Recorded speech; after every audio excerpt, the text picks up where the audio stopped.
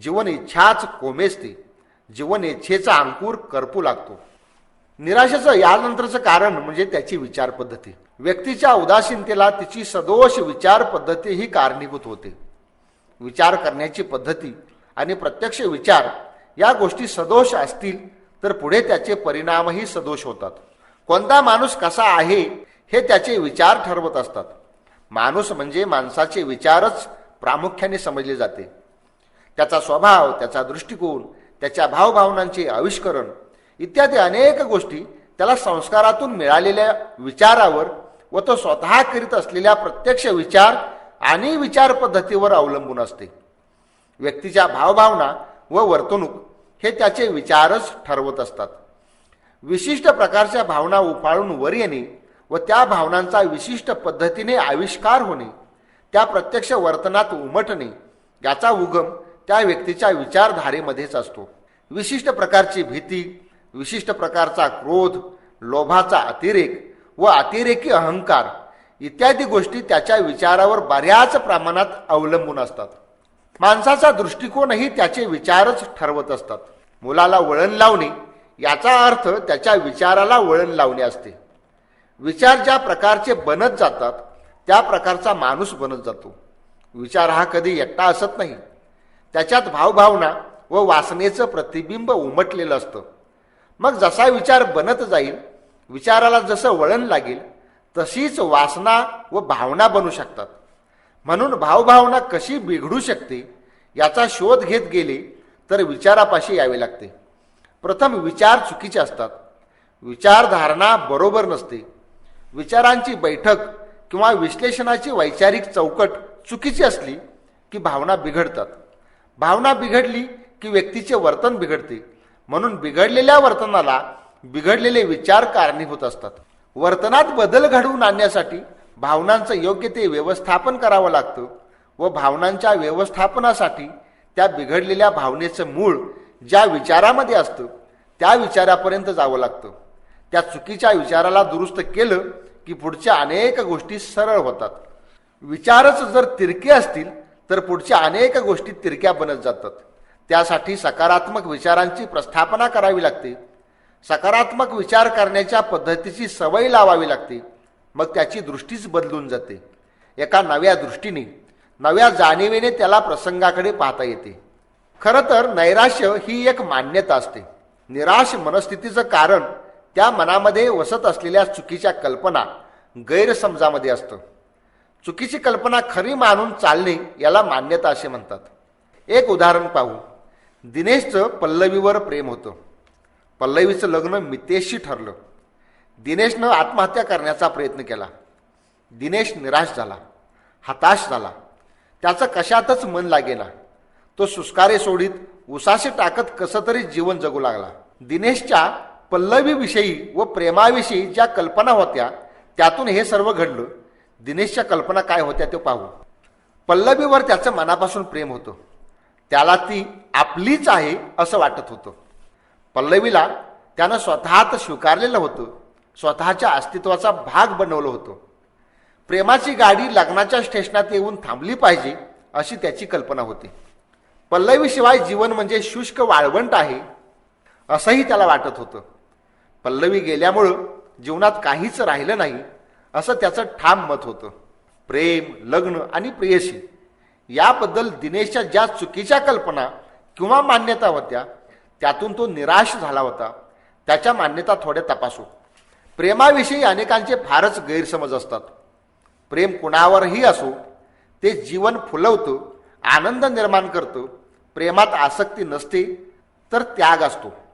दिनेशला पल्लवीची आसक्ती वाटत होती म्हणून तो तिला फक्त माझीच असं मानित होता. कोणतीही व्यक्ती इतर कुणाचीही असू शकत नाही. ती तिचीच, फक्त स्वतःचीच असते. जर एकाची असू शकली तर मग सर्वांचीही असू शकते. दिनेशचे पल्लवीशी विशिष्ट संबंध प्रस्थापित झाले होते. त्या संबंधाला प्रेम हे नाव त्याने दिलेलं होतं. एका व्यक्तीचे अनेक प्रकारचे संबंध असू शकतात. विभिन्न प्रकारचे नाते प्रस्थापित होऊ शकते. ही समज नसल्यामुळे दिनेश तिला ती फक्त माझीच ही कल्पना बाळगून बसला होता.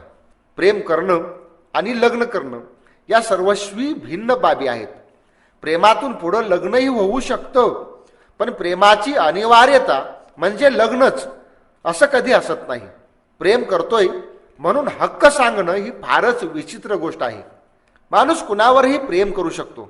गवताच्या पात्यावर, फुलावर, पर्वतावर, निळ्या निळ्या आकाशावर, विस्तीर्ण वाळवंटावर, गहन अरण्यावर, पक्षावर, प्राण्यावर प्रेमाला काहीच मर्यादा नसते.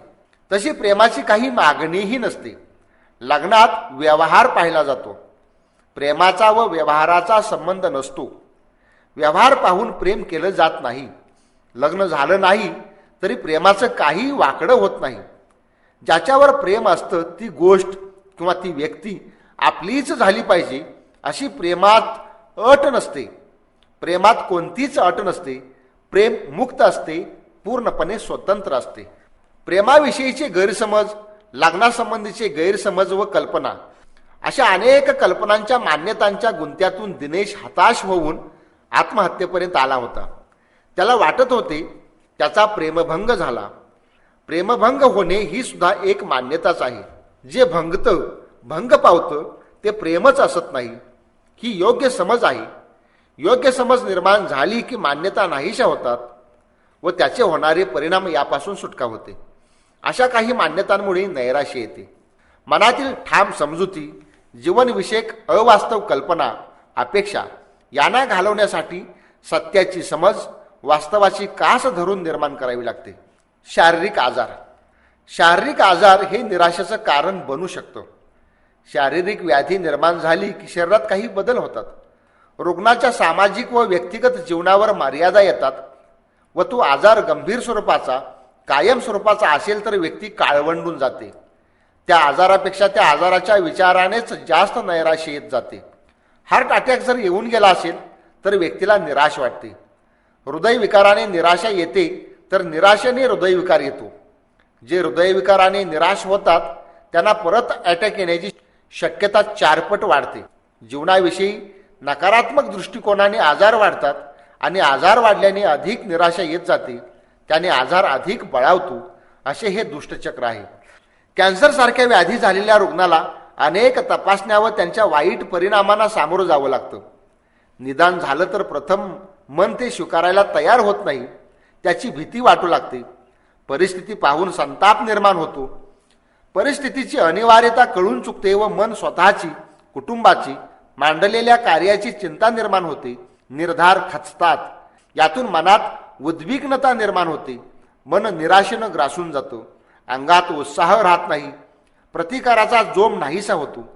अनित्यता, असारता, अशाश्वतता जाणवू लागते. कधी कधी असारतेची जाणीव आतून झाली की मन शांत होतं व दुःखापासून मुक्त होतं. अनेक प्रकारच्या आजारातून निराशा जन्म घेते. पक्षाघात, एड्स, थायरॉइडच्या ग्रंथीच्या स्रावाचा परिणाम, मधुमेह, अति रक्तदाब, बाळंतपण, ऋतुनिवृत्तीचा काळ, अति मद्यपान, लठ्ठपणा, लवकर बरा न होणारा पाईल्स, शारीरिक व्यंग, अधूपणा, म्हातारपणाचे वय इत्यादी अनेक कारणांनी निराशा येऊ शकते. साधारणतः जे व्यक्तिमत्व हळवे, चिंतातूर, परफेक्शन हवंसं वाटणारं, अति महत्वाकांक्षी, अबोल, घुमे अशा प्रकारचं असतं, असे लोक निराशेच्या आहारी लवकर जातात. मानवी मनाच्या व्यापार व्यवहारावर निराशा अवलंबून असते.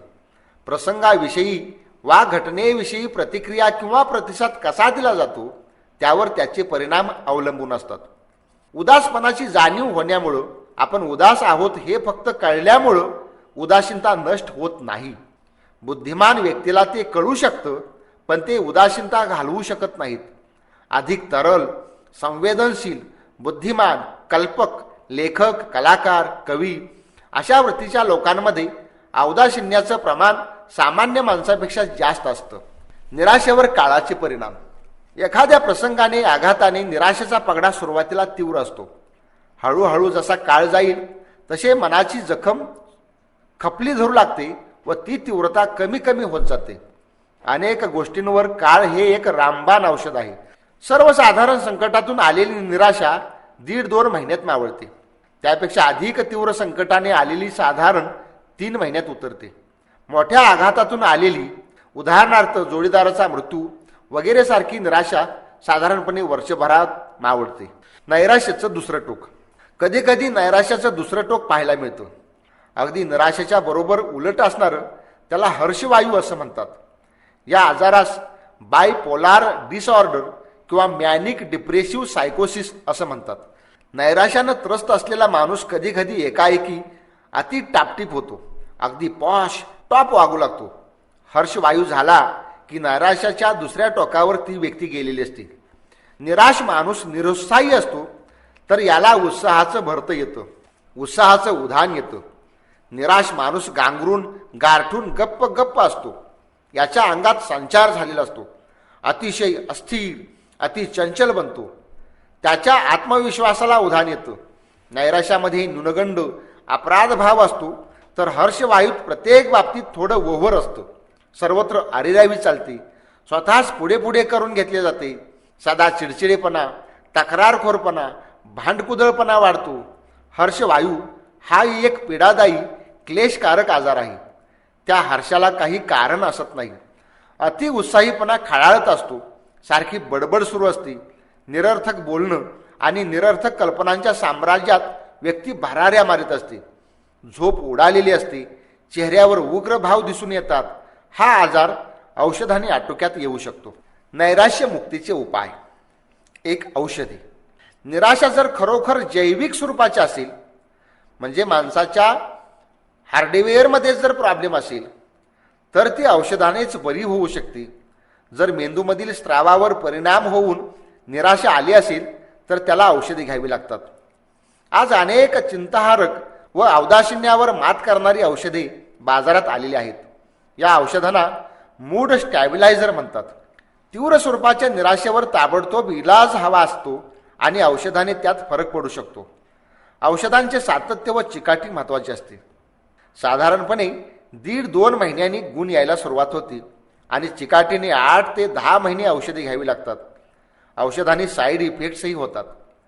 ते असे आहेत: गुंगी किंवा झोप येणं, पोट साफ न होणं, तोंडाला कोरड पडणं, डोळ्यांना अंधुक दिसणं, चक्कर येणं, लैंगिक दमन, लघवी तुंबणं इत्यादी. त्याचे इतर परिणामही होतात आणि हे परिणाम घालवण्यासाठी पुन्हा त्यांची दुसरी औषधे घ्यावी लागतात. औषधांचे हे साईड इफेक्ट्स तात्पुरते असतात. औषधांनी आजाराला रिलीफ मिळू शकतो.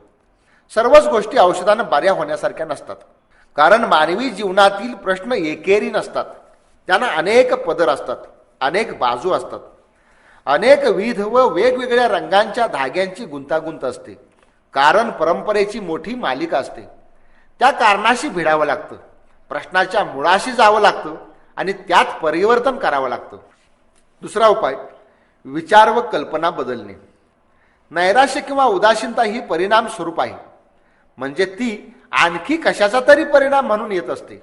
ही कारण परंपरा मानवी मनात असणारे विचार, कल्पना, गैरसमजुती, चुकीचा दृष्टिकोन इथपर्यंत जाऊन पोहोचतात.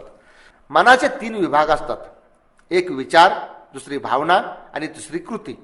परिस्थितीचं आकलन करणं, बोधन करणं, स्वरूप समजून घेणं, तिचं विश्लेषण करणं, अनुमान करणं, स्मृतीशी ताडून पाहणं, तुलना करणं, सारासार विचार करणं इत्यादी प्रकारच्या गोष्टी बुद्धीत होत असतात. त्याला आपण विचार असं म्हणतो. मनात अनेक प्रकारच्या जाणीवा निर्माण होत असतात. त्या वेगवेगळ्या रंगाच्या असतात. त्या जाणीवांना भाव किंवा भावना म्हणतात. काम, क्रोध, प्रीती, प्रसन्नता, वत्सलता, अनुकंपा इत्यादी भावना होत. त्या कशामुळे तरी निर्माण होतात. मनात अनेक प्रकारच्या भावभावना निर्माण होत असतात. त्यांच्या असंख्य छटा असतात.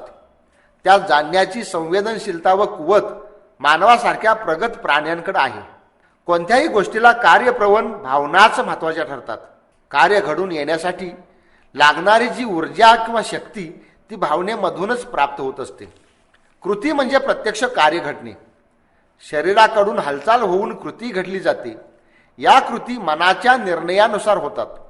काही क्रिया अंतर्मनाच्या द्वारे आपोआप घडवून आणल्या जातात. उदाहरणार्थ, विनोद समजला व तो विनोदी वाटला तर हास्य येते, ही हसण्याची क्रिया. वाईट वाटले की डोळ्यात पाणी येते, ही पाणी येण्याची क्रिया. याला प्रतिक्षिप्त क्रिया असं म्हणतात. बाकीच्या क्रिया निर्णय घेऊन शरीराला मनाने आज्ञा देऊन घडवून आणल्या जातात. मनाच्या कार्याची ही पद्धत आहे. यातील चुकीचे विचार व कल्पना या नैराश्याला कारणीभूत असतात. म्हणून विचारांना दुरुस्त करण्यासाठी विचारांच्या मुळाशी जावं लागतं. विचार खूप खोलवर रुजलेले असतात. त्याचे धागेदोरे व्यवस्थित लवकर सापडत नाहीत. विचारांचे व कल्पनांचे विश्लेषण करून त्या विचारांच्या जागी वास्तव, सुयोग्य असे विचार निर्माण करावे लागतात. त्यासाठी दृष्टिकोनात फरक घडवून आणावा लागतो. प्रसंगाकडे पाहण्याची नवीन दृष्टी निर्माण करावी लागते. विवेकी व वास्तववादी दृष्टिकोन स्वीकारावा लागतो. हे सर्व करण्यासाठी त्या माणसाची बुद्धिमत्ता थोडी चांगल्या दर्जाची असावी लागते. मनाचा विचार, भावना व कृती असा क्रम असतो. विचाराने भावना बिघडली असेल तर विचार व कृती या दोन भागांची मदत घेतली जाते. हेतुतः कृतीमध्ये फरक घडवून आणावा लागतो. नैराश्यामध्ये व्यक्तीला कशातच अर्थ वाटत नाही. सगळं निरस वाटतं. त्यामुळे त्या व्यक्तीचे राहणीमान गबाळी बनते. वेळच्या वेळी आंघोळ न करणे, दाढी वाढलेली ठेवणे, कशातच सहभागी न होणे असं वर्तन घडत असतं. म्हणून मुद्दाम त्याच्या वर्तनात बदल घडवून आणावा लागतो. आंघोळ करून टापटीप राहावं, चांगली कपडे घालावीत, गप्पामध्ये सहभागी व्हावं, निसर्गात फिरायला जावं, रोजच्या रुटीनमध्ये फरक करावा, बदल अनुभवावा. वैचारिक बदलाबरोबर प्रत्यक्ष वर्तनात, वागणुकीत बदल करावा. नैराश्यानं काहीच करावंसं वाटत नाही म्हणून मुद्दाम काहीतरी करीत राहावं. काही माणसं दुसरं काही करण्यापेक्षा सारखं खात राहतात व लठ्ठ होतात. लठ्ठ झालं की पुन्हा निराश होतात. म्हणून खाणं प्रमाणात व्यवस्थित ठेवावं. कारण काही लोकांची भूक मंदावते म्हणून वेळच्या वेळी खावं. अजिबात न खाणं किंवा अति खाणं टाळावं. निराशेत जे वाटतं त्याच्या विरुद्ध करावं. खेळावं असं वाटत नाही म्हणून मुद्दाम खेळायला जावं. काम करीत राहावं. कामातच आनंद शोधावा. ज्या गोष्टी कराव्याशा वाटत नाहीत त्या मुद्दाम करा. नेहमी फ्रेश राहा, टापटीप राहा. स्नान करून केस, चेहरा, कपडे, बूट व्यवस्थित ठेवा. खांदे पाडू नका. शरीर उत्साही तरतरीत ठेवा. ताठ उभे राहा. नेहमी ताठ बसा. व्यक्तीनं स्वतःकडे व नातेसंबंधाकडे वस्तुनिष्ठपणे पाहायला शिकलं पाहिजे. म्हणून नैराश्यावर मात करण्यासाठी वस्तुनिष्ठ विचारांची जोपासना, चुकीच्या कल्पना वगैरेच्या समजाविषयी वास्तव समज, स्वतःच्या पाहण्याच्या दृष्टिकोनामध्ये बदल घडवून आणणे आणि कृतीमध्ये, वर्तणूक किंवा वागण्यामध्ये हेतुतः स्वतःहून बदल घडवून आणणे या गोष्टी कराव्या लागतात. या गोष्टी करण्यासाठी त्याच्याकडे प्रथमतः बऱ्यापैकी बुद्धिमत्ता, एक प्रकारचं भान व इच्छाशक्ती असावी लागते. यानंतर सो वाट हा दृष्टिकोन जोपासावा. जगत असताना वेगवेगळ्या प्रसंगांचा सामना करावा लागतो. काही चांगले असतात तर काही संकट असतात. संकटाचा अनुभव ओरखडे उठवून जातो. तो दुःखद आहे. जीवन म्हटले की संकट येतच राहणार. त्याला टाळतो म्हटलं तर टळत नाहीत. काही गोष्टी अपरिहार्य असतात. अशा वेळी आपली मनोवृत्ती संकटाला सामना करण्याइतपत तयार करावी लागते. अशी मनोवृत्ती असण्यासाठी सो वाट म्हणून काय झाले हा प्रश्न विचारित राहा. थोडीशी बेफिकिरी, थोडासा बिनधास्तपणा अंगी बांधवावा लागतो. प्रत्येक गोष्ट मनाला लावून जर घेत बसले तर जगणंच मुश्किल होऊन जातं. त्यासाठी बिनधास्तपणे वावरा. नोकरी नाही मिळाली सो वाट. 4-5 कोटी तरुण बेकार आहेत, त्यात आपलाही एक नंबर. नोकरी मिळत नाही यात आपला दोष काय? शिवाय नोकरी हे एवढंच एकमेव जगण्याचं साधन नाही. जग प्रचंड आहे. त्यात अनेक गोष्टी करता येतात. एवढं गांगरून जाण्यासारखं त्यात काय आहे? एखाद्या विषयात कमी मार्क्स मिळाली सो वाट. बुद्धिमत्तेचे पैलू असतात. प्रत्येकामध्ये वेगवेगळे पैलू विकसित होत असतात. त्यामुळे कुणाला गणितात जास्त गती असते तर कुणाला भाषेमध्ये. कोण चित्र चांगली काढू शकतो तर कोणाला आणखी कसली तरी आवड असते. शाळा, परीक्षा यातच जीवन अडकलेले नसते. 10वी-12वी झालेले लोक जीवनात यशस्वी असू शकतात. एडिसनला दुसरीतून हाकलून दिले होते. फॅरेडे शाळेतच जात नव्हता. त्यांनी शोध लावलेत. 10वी नापास झालेल्या मुलांनी ट्रॅक्टर बनवले आहेत. जमिनीतील पाणी शोधण्याचं यंत्र विकसित केलं आहे. प्रत्येक बाबतीत असंच असू शकतं. त्यामुळं कशानंच निराश होण्यात अर्थ नसतो हे समजून घ्यावं लागतं. नेहमी आनंदी राहण्याची सवय लावून घ्या. निराश होण्याची जशी सवय लागते तसेच आनंदी राहण्याचीही सवय लावून घेता येते. कोणतीही एक सवय बदलून दुसरी सवय लावून घेण्यासाठी जाणीवपूर्वक चिकाटीने प्रयत्न करावे लागतात. प्रयत्नाने सवय बदलू शकते. वाईट सवयी घालवता येतात. नेहमी आनंदी राहण्याची सवय लावून घेतली की निराशा कधीच तुमच्याकडे येणार नाही. येणाऱ्या प्रसंगाने निराश वाटणार नाही. कोणत्याही संकटाला हसतमुखाने सामोरे जाल. सदोदित आनंदाचे व आनंदी राहण्याचे स्मरण ठेवा. निराश वाटू लागले की आनंददायी घटना प्रसंग आठवा. आनंदीच राहायचे असे मनापासून ठरवा. प्रत्येक गोष्टीतला घटनेतला आनंद कणाकणाने मिळवा. आनंदी वृत्ती बनवलीत की संकटातही एक वेगळ्या प्रकारचा चार्म असतो असे आढळून येईल. संकटाला तोंड देताना तुमचे व्यक्तित्व फुलून येते. व्यक्तिमत्वाचा कस लागतो. तुमची वृत्ती आनंददायी असेल तर त्या संकटाशी झगडण्यात तुम्हाला गंमत वाटू लागेल. प्रयत्न तर करून पहा. वैराग्य आणि नैराश्य. नैराश्यामध्ये सर्व काही असार वाटत असते. कशातच अर्थ उरत नाही. जीवन निरस होतं. माणूस खचून आणखी निराश होतो. अपेक्षा भंग होऊन इच्छांची अपूर्ती होऊन हे नैराश्य येते. संसारातील असार तो समजून घेण्याचा आणखी एक मार्ग आहे. त्याला वैराग्य म्हणता येईल. पण वैराग्य व नैराश्य हे एक नव्हे. जगातील विषयांनी प्रवृत्ती कधीच सफल होत नाहीत. सफल प्रवृत्ती जनकत्व असा संसार नाही. म्हणून तो असारच आहे. विशिष्ट इच्छा पूर्ण झाल्या की माणूस पूर्णकाम होतो. त्याला इच्छाच उरत नाहीत असं कधी होत नाही. जोपर्यंत हवेपणाच्या इच्छा उठत राहतात तोपर्यंत माणूस अपूर्णच असतो. तो रिकामा असतो म्हणूनच त्याची काहीतरी मागणी असते. ही मागणी म्हणजेच इच्छा.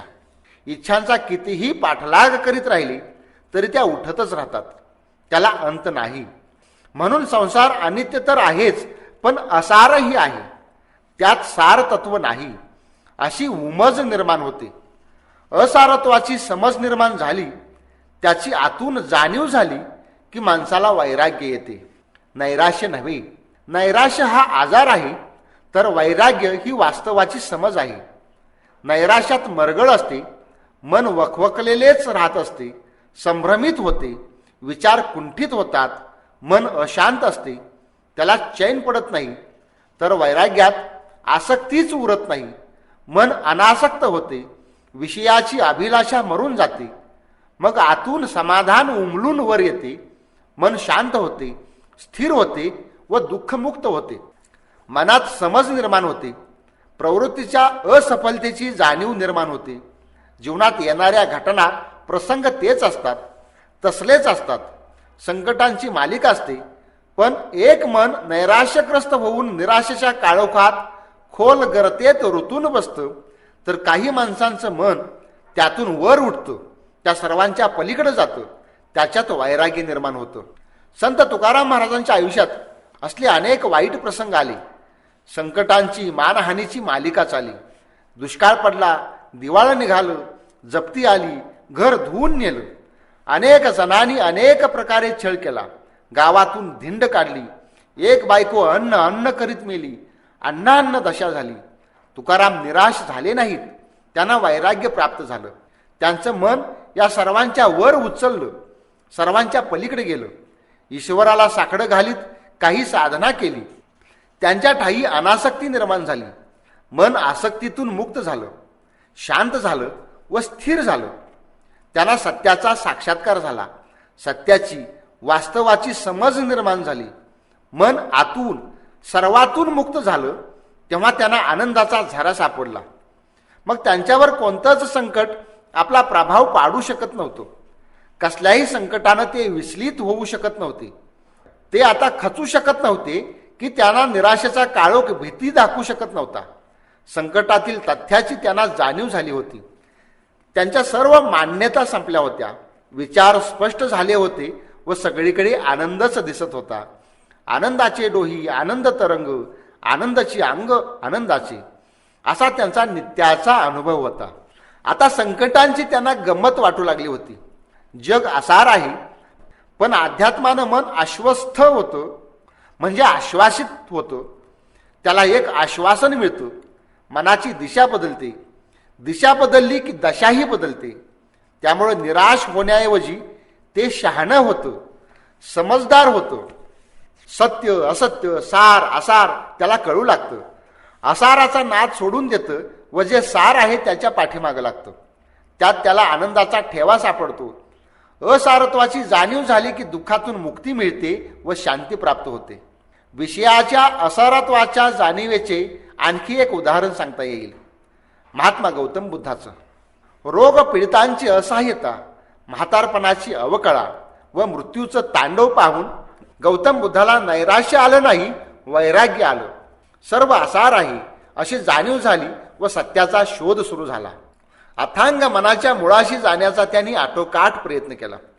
त्या मनाच्या खोल गाभाऱ्यात त्यांना अनेक गोष्टी सापडल्या व ते सर्व दुःखातून मुक्त झाले, तृष्णोपशांत झाले. जगाच्या मिथ्यात्वाचा असारतेचा अनुभव अनेकांना येतो. त्या अनुभवाने खचून जाऊन नैराश्यग्रस्त होणं वेगळं असतं व त्यातून वर उठून वैराग्य संपन्न बनून शांत होणं वेगळं असतं. असारतेच्या संकटांच्या अनुभवातून वैराग्य प्राप्त करता येतं. वैराग्य म्हणजे घरादाराचा बायका पोराचा त्याग नव्हे. त्यात राहूनही सत्याविषयीची वास्तवाची समज कधी घालवायची नाही. सार काय व असार काय याचा विवेक करायचा. मग कोणतंच संकट बाधत नाही. वैराग्यानं आनंद मिळत नाही असं नव्हे. केवळ अंगाला राख फासणं म्हणजेच वैराग्य नव्हे. संसारात असूनही त्यातून अलिप्त राहण्याची कला साध्य करणं म्हणजे वैराग्य होय. योग्य भोग भोगत असतानाही वैराग्य संपन्न राहता येते. वैराग्य असताना सुद्धा भोग घेता येतो. ईशावास्य उपनिषदामध्ये सांगितले, तेन त्यक्तेन भुंजिता, भोग घ्या पण तो त्यागाने भोग घ्या. असं वैराग्य अंगी बांधवलं तर मन संकटात गांगरून जात नाही, अपेक्षा भंगानं खचून जाऊन नैराश्यग्रस्त होत नाही. जीवनशैली बदला.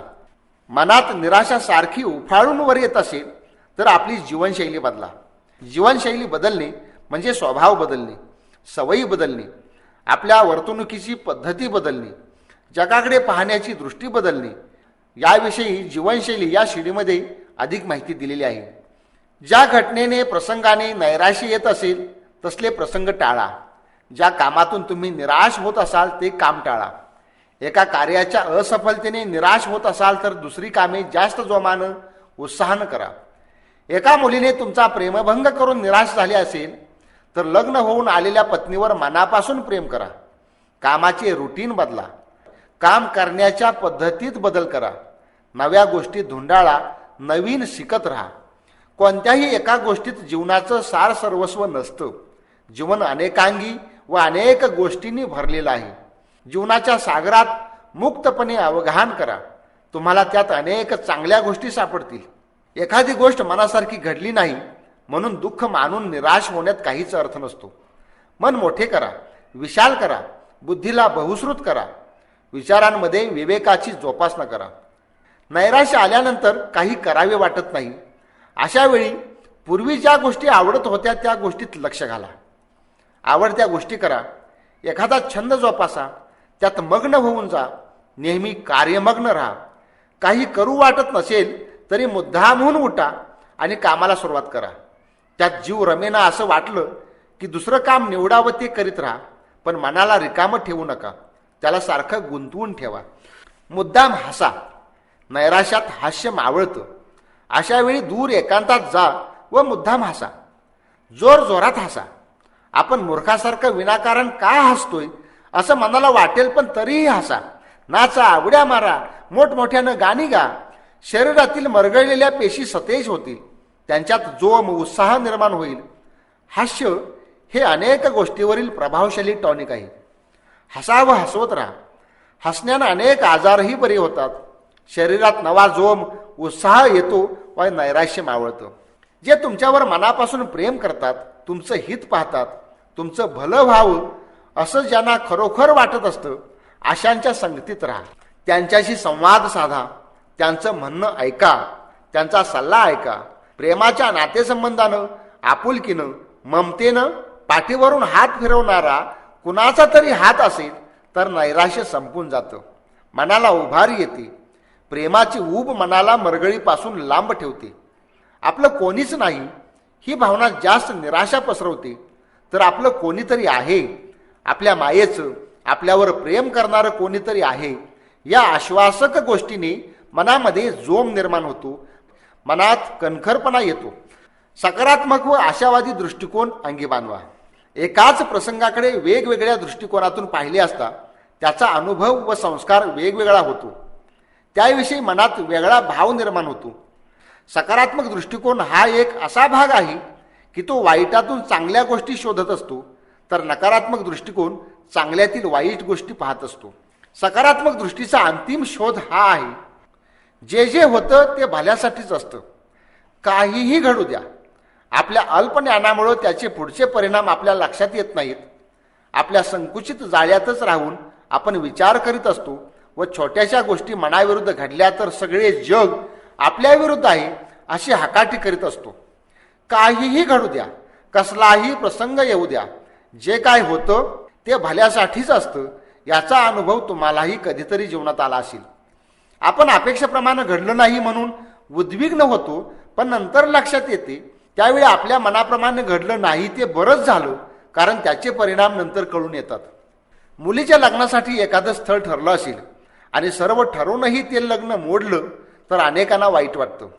पण काही काळ गेल्यानंतर त्याच मुलीला त्याच्याहून अधिक चांगलं स्थळ मिळतं किंवा पूर्वीचा मुलगा फ्रॉड निघतो, तेव्हा ते झालं नाही ते बरंच झालं असं वाटू लागतं. काही घटना होण्यामध्ये काहीतरी चांगलेपणा असतो व काही गोष्टी न होण्यामध्येही काहीतरी चांगलेपणा असतो. हाच चांगलेपणा शोधा. जे होतं ते भल्यासाठीच हे सूत्र नेहमी लक्षात ठेवा. मग कोणत्याही संकटानं तुम्हास नैराश्य येणार नाही. सकारात्मक पुस्तक वाचा, सकारात्मक शिडी ऐका, चरित्रांचं वाचन करा. तुमच्यासारखेच अनिष्ट प्रसंग इतरांवरही आलेले असतात. त्यांनी त्यातून कसा मार्ग काढला हे आपणास समजू शकतं. आपल्यालाही मार्ग निघू शकतो, असा आशेचा अंकुर फुटू शकतो. मनाला एक उभार येते, आत्मविश्वास वाढू लागतो. पुस्तकामध्ये, वैचारिक शिडीमध्ये विचार असतात.